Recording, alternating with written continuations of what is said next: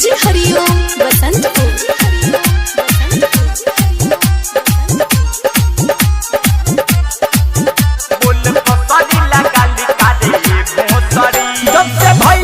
बिया हो रे वही दिन से बनिता बाहरे जब से भइल बाटे हमरो बिया हो रे वही दिन से बनिता बाहरे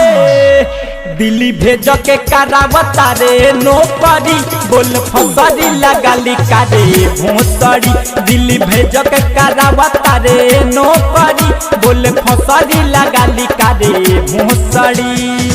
एने हमारा कमत फाट गइल बा तोरा कुछ बुझात नहीं छे ओइनी घरवा की दवाई कोइनी डीजे हरिओम बसंत को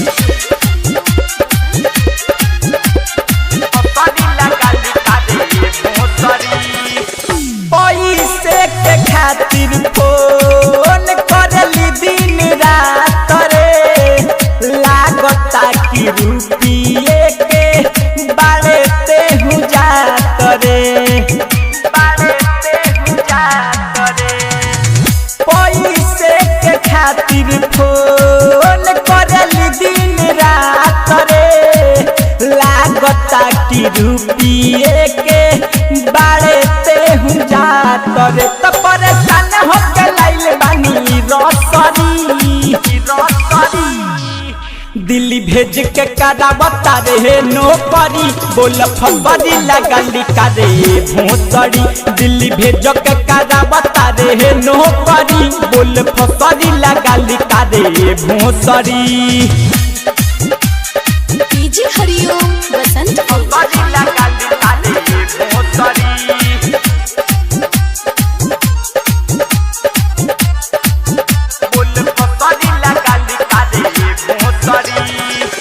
अमित देहाती से अबली के तनका राजा सरवन भाई से हम करी कबल पारादा अमित देहाती से अबली के तनका राजा प्यार परदीप से हम करी कबल पारादा विकास धर्म चित ढोई कबले टोकरी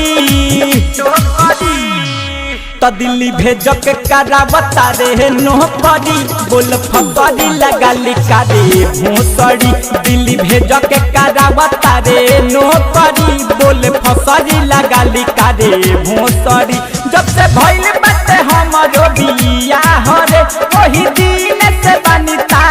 बाहरे दिल्ली भेज के करावता रे नौकरी बोल फसरी लगाली कारे भोसड़ी दिल्ली भेज के करावता रे नौकरी बोल फसरी लगाली कारे भोसड़ी।